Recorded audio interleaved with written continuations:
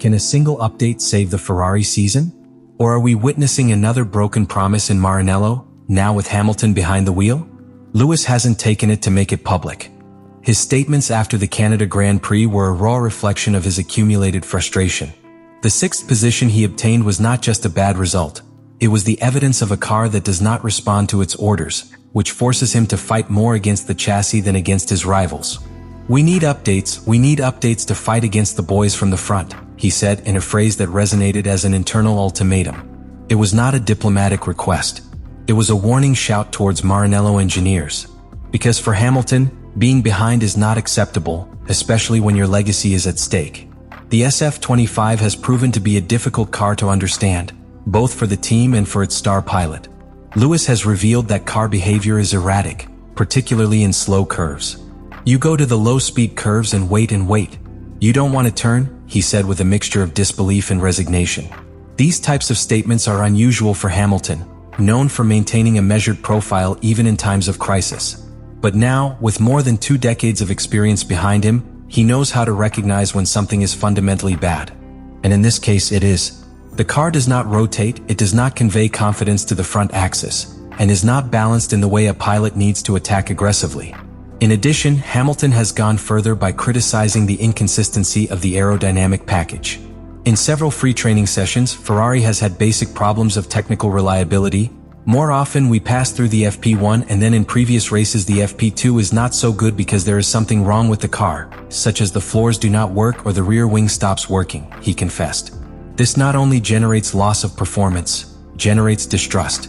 And a pilot who does not trust his car is a pilot who is constantly defensive, unable to exploit his true level. For Hamilton, these types of shortcomings are unacceptable in a team that aspires to the championship. What he found in Ferrari is not a car that needs minor adjustments, but a project that is not yet ready to compete at the highest level. And that, for someone like him, is a structural problem, not circumstantial. It is clear that he has had to adapt his style, soften his focus on the curves, stop earlier than usual, compensate with his talent what the car does not offer him. But the margin of adaptation has a limit, and that limit seems to have already been reached. The most alarming is not that the car is slow, but that it is incoherent. That offers contradictory signals from one session to another. That one day it seems competitive and the next one falls apart without clear explanation. That lack of solidity, of predictability, is what is most destabilizing Hamilton. In Mercedes, despite the ups and downs of recent years, he always knew what he could expect from his car.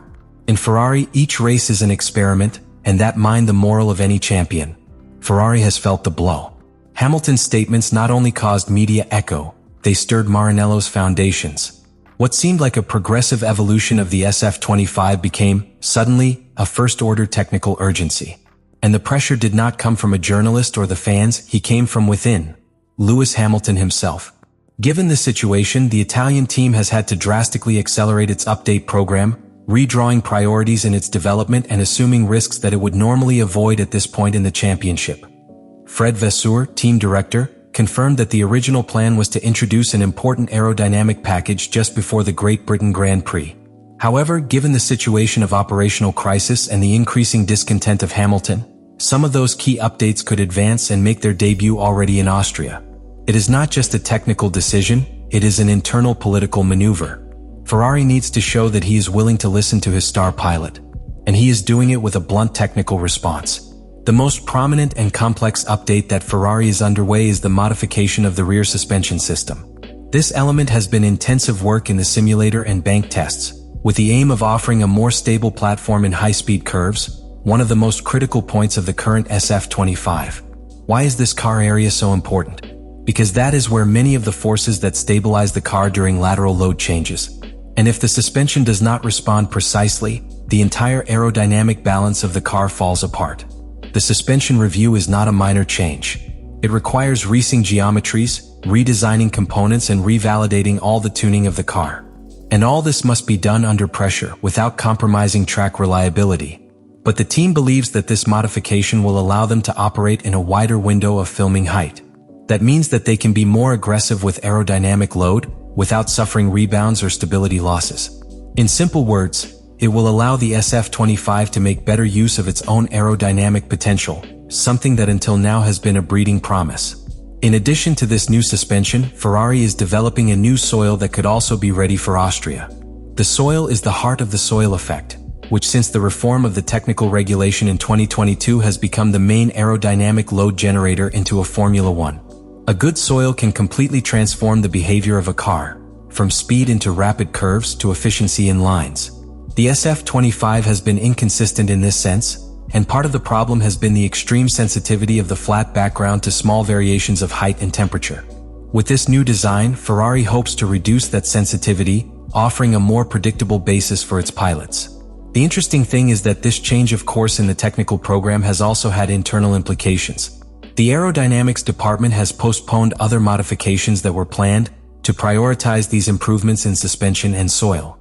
This speaks of the pressure level that exists within Ferrari. It is no longer about evolving the car. It is about rescuing a season that threatens to crumble before the summer break. The Austrian Grand Prix will be more than a race for Ferrari. It is in essence a verdict. The updates that are yet to be judged will not be judged only for their chronometer results. They will be evaluated based on the message they send. If Ferrari has truly understood its structural errors, if you are willing to operate with a champion team mentality, and if you are able to accompany an elite pilot as Hamilton with the tools required by its level. In other words, Austria will be a technical and cultural credibility test for Scuderia. But the challenge goes far beyond putting new pieces on the track. The challenge is how these updates interact with the SF25 DNA. Because, as the recent history of Formula One has demonstrated, it is not enough to improve an isolated component. What really makes the difference is the synergy between all parts: suspension, soil, aerodynamics, thermal management, curve balance. And that is precisely the problem that Ferrari has persecuted in recent years. They have had yield peaks, yes, but they have rarely managed to build a complete, coherent, and reliable package in a sustained way. In this context, the figure of Hamilton acquires even more strategic value. He not only demands a fast car, it demands a predictable car. A car that responds to its entries with the surgical precision you need to operate at its maximum expression. He has demonstrated in his golden age with Mercedes. Consistency, more than pure speed, is what allows championships to fight. If Ferrari manages to offer him that minimum base of trust, then yes, we can talk about a real change in the course of the season. But if the improvements introduced are a half solution, which fail to stabilize the general behavior of the car, the disenchantment can become emotional rupture between pilot and equipment. In addition, the psychological factor cannot be ignored. A frustrated Hamilton is a Hamilton that begins to question decisions. And while his contract with Ferrari is a declaration of long-term commitment, everyone in the paddock knows that his patience has a limit. Lewis has opted his legacy in this project. He did not come to Ferrari to add occasional podiums. He came to close his career with another world title. And for that he needs results, not excuses. Therefore, Austria is more than an appointment of the calendar. It is the potential inflection point of a narrative that, until now, has been disappointing for Ferrari. If the updates work, they could be the beginning of a comeback that saves the season. But if they don't, they could mark the beginning of a deeper crisis. Because there is no margin of error when you have a 7-time world champion waiting for you to fulfill the promises that led him to dress red. Austria will say if Ferrari is ready to compete, or if he is only surviving. And that difference is what separates the champions' teams from those who only live from their history. What is happening with Ferrari and Hamilton at this stage of the 2025 season is much more than a simple technical history. It is a decisive episode in the modern evolution of Formula One. We are witnessing a crossroads between a team with an incomparable legacy but full of inconsistencies, and a pilot with one of the most successful curriculum of all time that, even in the final stage of his career, demands absolute excellence. This convergence between historical ambition and contemporary demand poses an unavoidable question. Can Ferrari in its current form up to Hamilton, such as? The movements that are taking shape in Maranello are not only to gain tenths on the track. They are a direct response to a figure that has brought with it a new culture, a different way of thinking about performance, development, and internal demand. Lewis has not arrived to adapt to the rhythm of Ferrari. It has come to alter it. And now we are seeing if the team has the institutional capacity to react to that paradigm shift. The accelerated implementation of key updates such as the rear suspension and the new soil is not only a technical adjustment. It is an attempt of structural transformation forced by the internal pressure that generates having one of the largest in history in your ranks. Even so, the great unknown has not been answered.